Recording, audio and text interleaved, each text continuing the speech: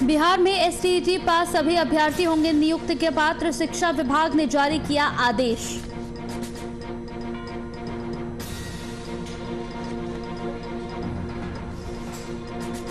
तेजस्वी का विपक्ष पर हमला लगातार जारी, जल जमाव को लेकर तेजस्वी ने सरकार को घेरा, तेजस्वी के बयान पर विपक्ष ने दी प्रतिक्रिया।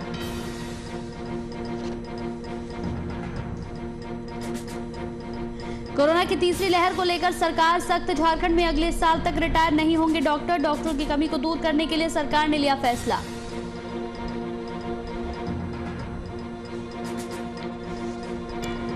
और आरा में सफाई कर्मियों को वेतन नहीं मिलने पर किया जोरदार प्रदर्शन, कर्मचारियों ने मेयर और सांसद के खिलाफ की नारेबाजी, वेतन का जल्द भुगतान करने की रखी मांग।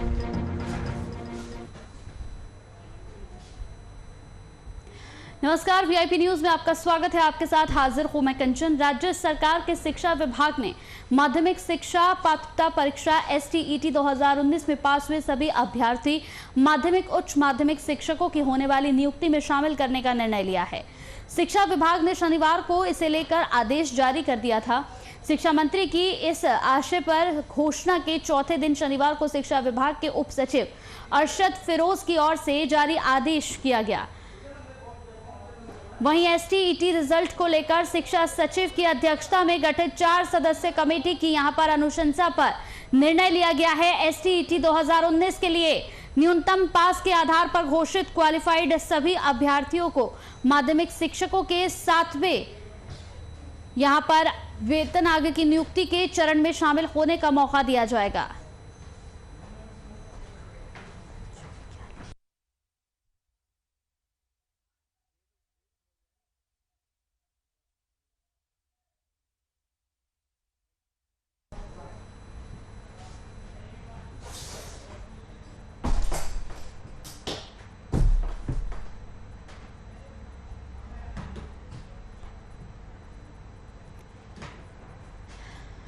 तो इस पूरी खबर पर चर्चा करेंगे। हमारे वरिष्ठ संवाददाता शशांक दुबे हमारे साथ जुड़े हुए हैं। शशांक, एसटीईटी के जितने भी छात्र पास हुए हैं उन्हें लेकर क्या कुछ आदेश जारी किया गया है? देखिए कंचन, पहले 21 जून को रिजल्ट आया था एसटीईटी का, जो शिक्षक पात्रता परीक्षा थी उसका रिजल्ट आया था और उसमें उसके बाद लगभग 30,500 के करीब छात्र उसमें सफल हुए थे। उसके बाद पूरा हंगामा मच गया पूरे बिहार में, क्योंकि जो सफल छात्र थे उनका कहना था कि सरकार ने वायदा किया था कि बिहार में 37,000 माध्यमिक शिक्षकों के पद खाली हैं और सभी जो पात्रता परीक्षा पास करेंगे सभी को नौकरी दी जाएगी। लेकिन जो सरकार ने मेरिट जो लिस्ट जारी की है पास की, उसमें उन्होंने 30,500 को पास किया। उसके अलावा उन्होंने उसमें मेरिट लिस्ट के भी प्रावधान कर दिया, यानी कुछ लोग मेरिट लिस्ट में है और कुछ लोग मेरिट लिस्ट में नहीं है। इस बात को लेकर पूरे बिहार में जो एसटीईटी अभ्यर्थी थे उन्होंने हंगामा किया, जमकर नारेबाजी की। पटना का जो बोर्ड है, माध्यमिक बोर्ड है, एजुकेशन बोर्ड है, उसके कार्यालय में हंगामा किया, कार्यालय का गेट तक तोड़ दिया। काफी हंगामा मचा, शुक्रवार की बात है, और अभी तक पूरे बिहार में एजुकेशन होते रहा।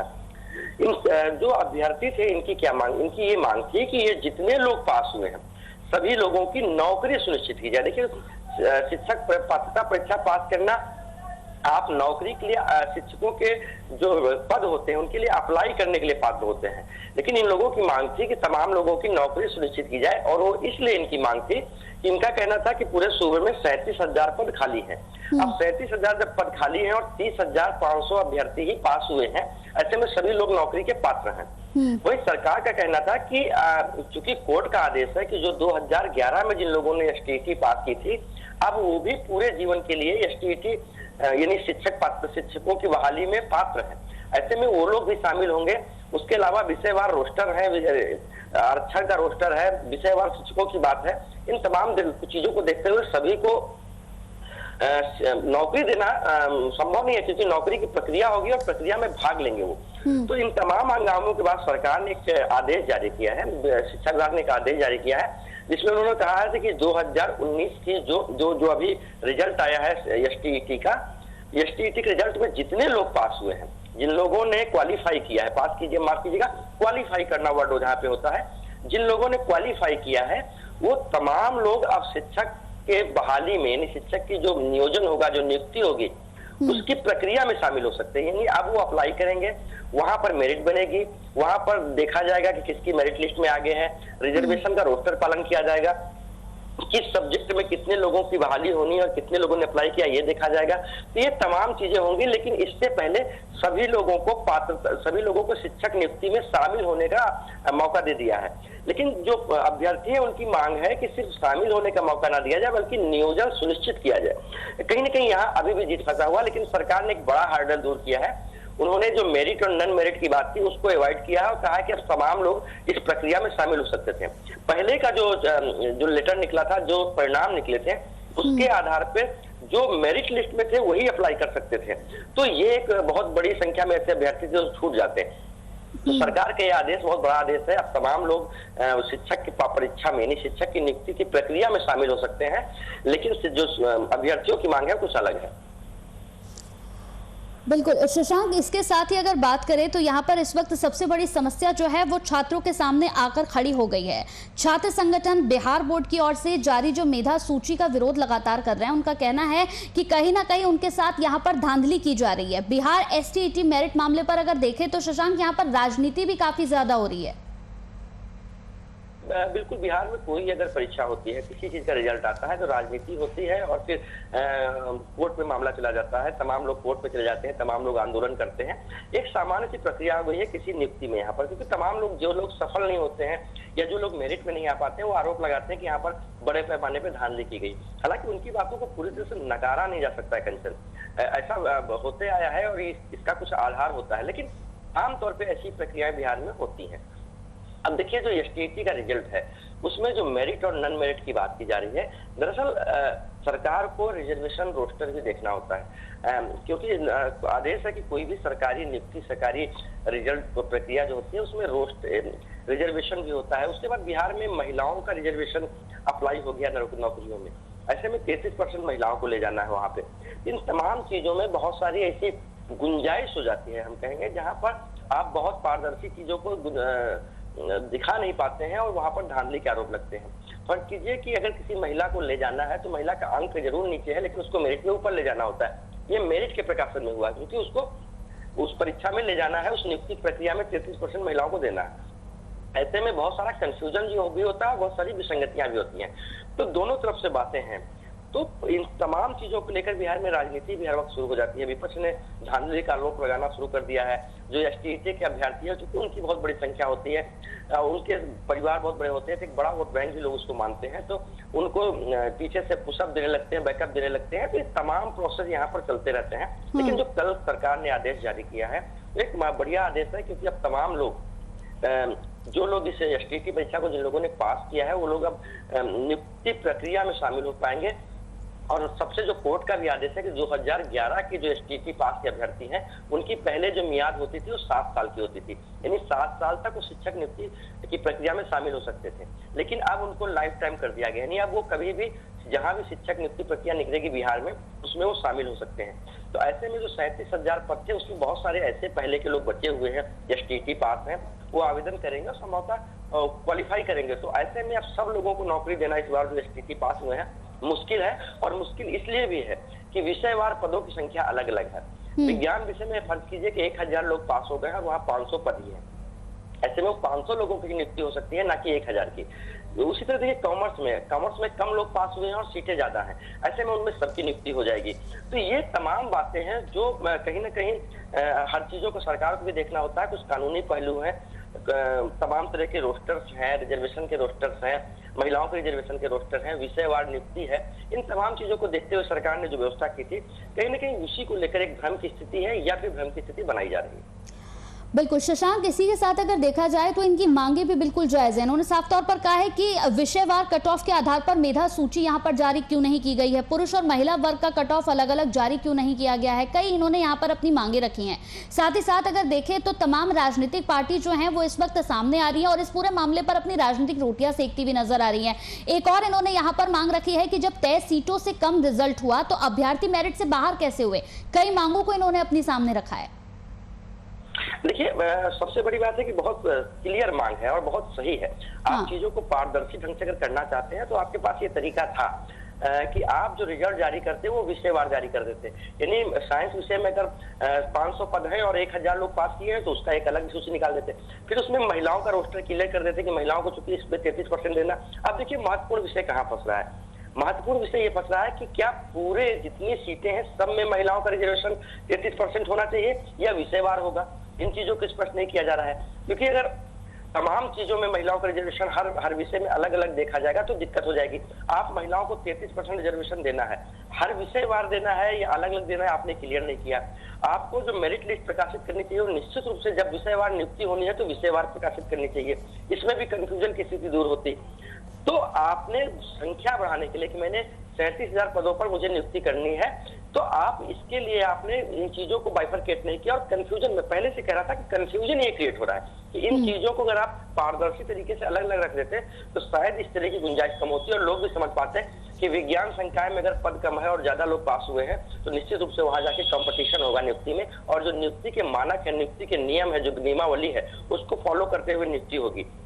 तो जो नियोजन इकाइयां हैं वो भी कंफ्यूज नहीं होती। तो कहीं ना कहीं जिस तरह की जो चीजें चल रही हैं उसमें सरकार ने अभी थोड़ी स्पष्टता की है।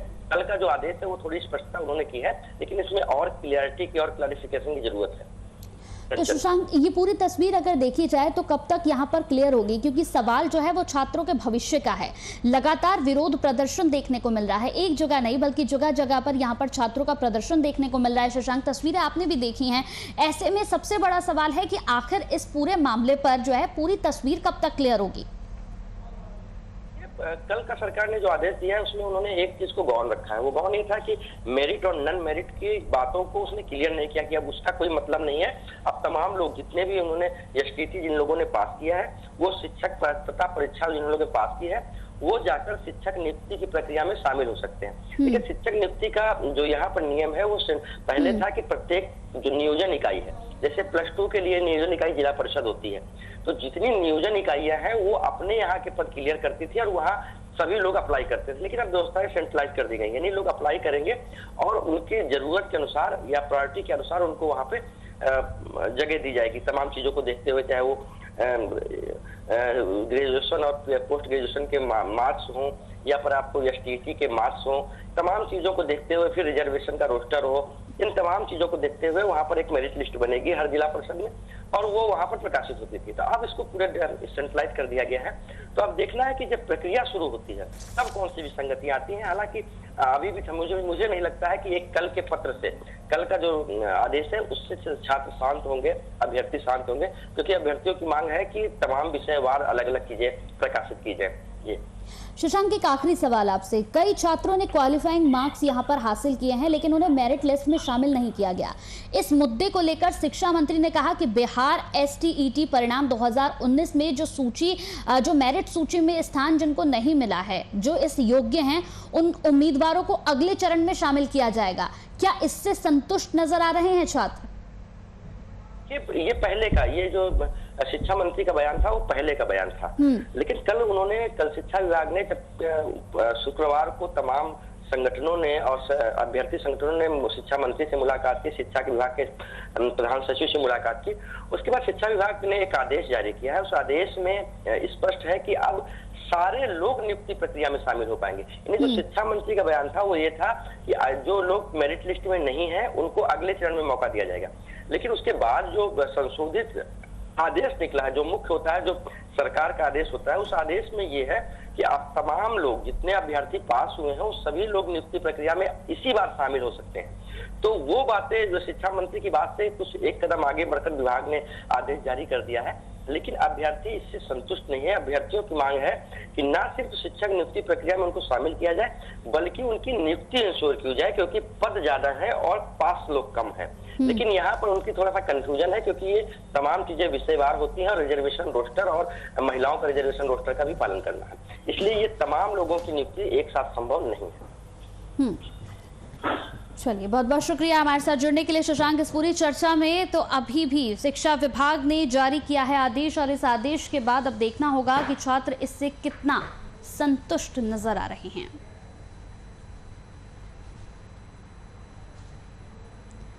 तो झारखंड का मेनहट घोटाला हो या राज्य स्थापना दिवस समारोह में टॉफी टी शर्ट बांटने का, पूर्व मुख्यमंत्री रघुवर दास इन विवादों में घिर गए हैं। पहले उनके राजनीतिक विरोधी विधायक सरयू राय ने उन पर गंभीर आरोप लगाए। अब जेएमएम ने रघुवर दास के पूरे कार्यकाल के दौरान हुए सभी घोटालों की जांच के लिए आयोग बनाने की यहां पर मांग उठाई है। जेएमएम के केंद्रीय महासचिव और प्रवक्ता सुप्रियो भट्टाचार्य ने शनिवार को बयान जारी कर कहा, रघुवर दास पर 5 साल में करीब 50 गंभीर यहां आर्थिक घोटाले और भ्रष्टाचार के आरोप लगाए गए हैं। ये काफी चिंता की बात है। निश्चित तौर पे मैनहट के मामले की जांच की जाएगी और जांच के दायरे में जो लोग भी हैं, चाहे वो हरमू नदी को नाली बनाने वाले लोग या सड़क को नीचे कर नाली ऊपर बनाने वाले लोग, ये सभी जो मैनहट के सीवेज और ड्रेनेज के अंदर में घुसे हुए लोग हैं, ये सब गार्बेज से बाहर निकाले जाएंगे।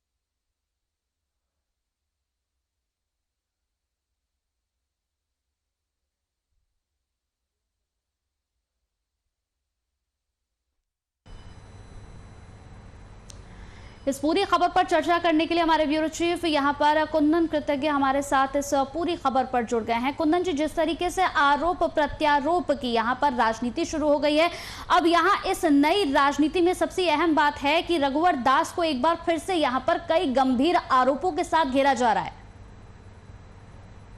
जिस तरीके से रघुवर दास पर सरयू राय शुरू से ही आक्रामक रहे हैं, खासतौर से 2019 के विधानसभा चुनाव के दौरान जब दोनों के बीच में रंजिशें साफ देखने को मिली थी। जमशेदपुर पूर्वी विधानसभा क्षेत्र से चुनाव लड़ा गया था और वहां पर रघुवर दास और सरयू राय खुलकर आमने सामने आ गए थे और सरयू राय ने निर्दलीय विधायक के रूप में वहां से जीत हासिल की थी।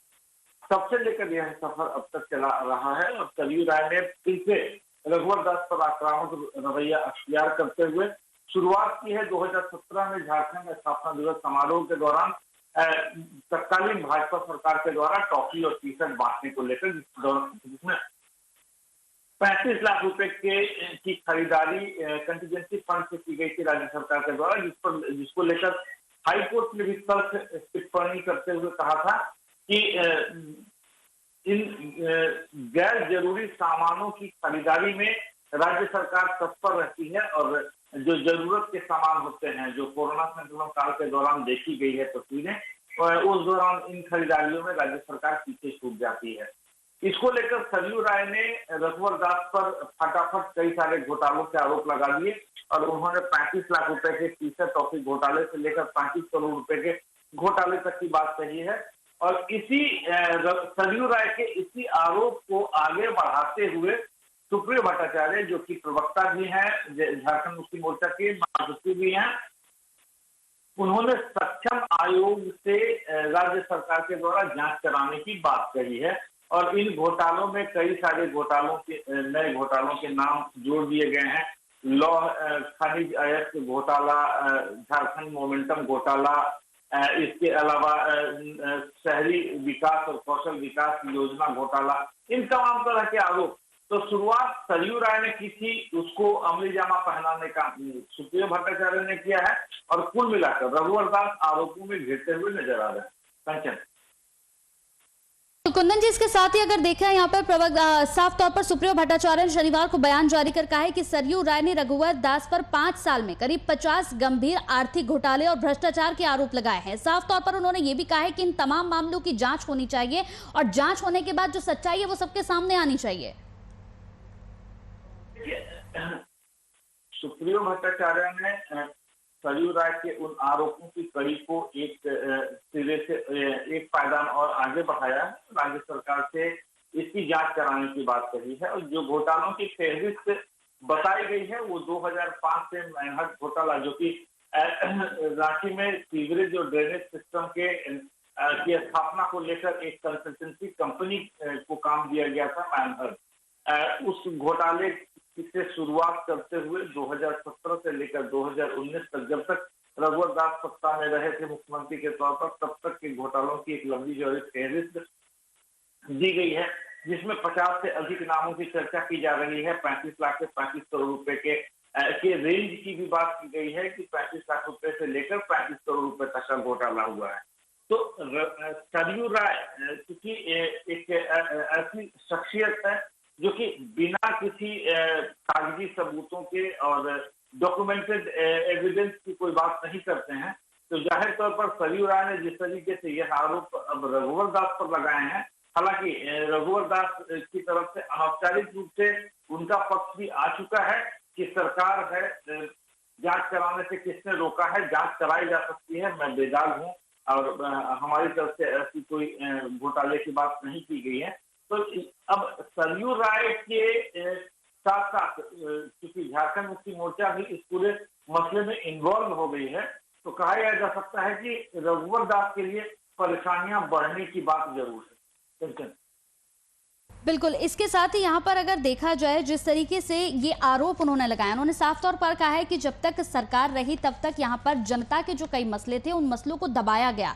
यहाँ सरकार ने साफ तौर पर ये काम किया था कि जिन चीजों की जरूरत नहीं थी जनता को, वो चीजें जनता को दी गई, लेकिन जनता को जिन मूलभूत सुविधाओं की जरूरत थी रघुवर दास ने वो तमाम सुविधाएं जनता तक नहीं पहुंचाई है। ये गंभीर आरोप उनकी तरफ से लगातार लगाए गए।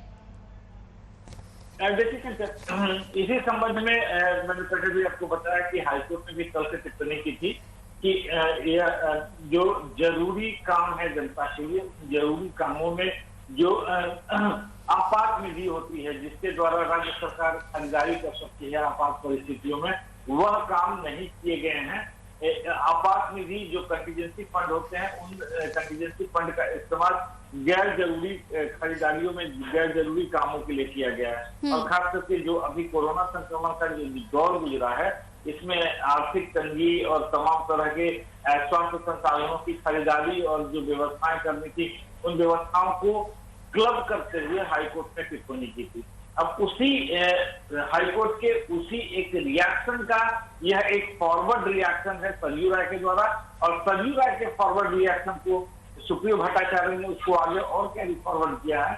लेकिन सबसे अहम बात यह है कि चूंकि आरोप लगाए जा रहे हैं, तो ऐसे में सरकार झारखंड मुक्ति मोर्चा की है, महागठबंधन की है, रघुवर दास का पक्ष भी वाजिब बनता है कि सरकार है तो जांच कराई जा सकती है और किसी भी सक्षम एजेंसी से जांच करा ली जाए। तो जाहिर सी बात है, केवल आरोप लगाकर उसको कैरी फॉरवर्ड करने की जरूरत नहीं है।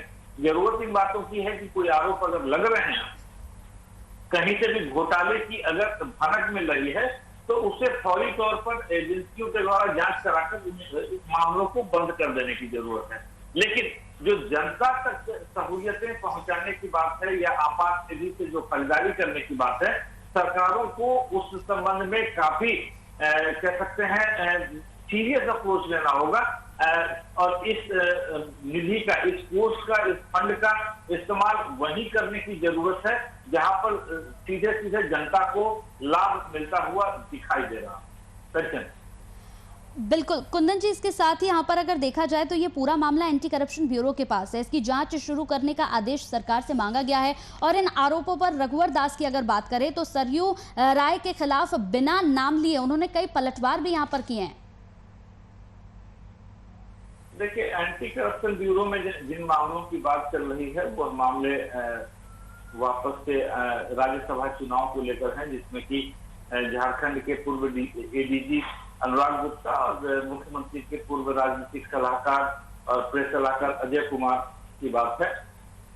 इन घोटालों की चर्चा या इन घोटालों के बारे में सरयू राय ने जो जानकारी दी है, वह जानकारी अभी केवल और केवल मौखिक तौर पर है। उस पर किसी प्रकार के कागजी सबूत नहीं पेश किए गए हैं और कह सकते हैं एक रिसर्च बेस्ड डॉक्यूमेंट नहीं तैयार किया गया है कि आखिर इसमें कितने पैसों के घोटाले की बात सामने आ रही है।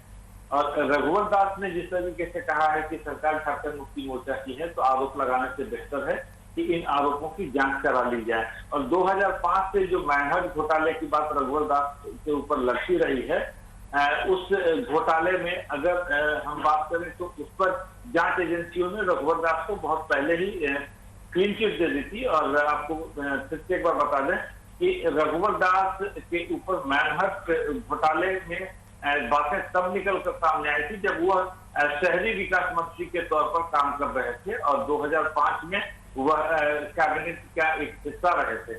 लेकिन 2014 से लेकर 2019 तक की अगर हम बातें कर ले तो इस दौरान मुख्यमंत्री के तौर पर वह झारखंड में शासन किए थे और इन तमाम घोटालों की बात कर ले, जो कौशल शहरी विकास और कौशल विकास में घोटाले की बात हो रही है, जो खनिज घोटाले की बात की जा रही है, कंबल घोटाले की बात की जा रही है और बाकी जितने भी घोटालों की फेजेस उन्होंने दी है वह 2014 से 2019 के बीच की बात की जा रही है। Thank you. चलिए, बहुत बहुत शुक्रिया कुंदन जी हमारे साथ इस पूरी चर्चा में जुड़ने के लिए। तो लगातार यहाँ पर कई गंभीर आरोप सरयू राय की तरफ से लगाए गए हैं रघुवर दास पर। इसके साथ ही यहाँ पर टॉफी टी शर्ट घोटाले पर सरयू राय ने उन्हें घेरते हुए साफ तौर पर यहाँ पर जांच की बात भी कही है। इसी के साथ VIP न्यूज़ में मेरे साथ इतना ही।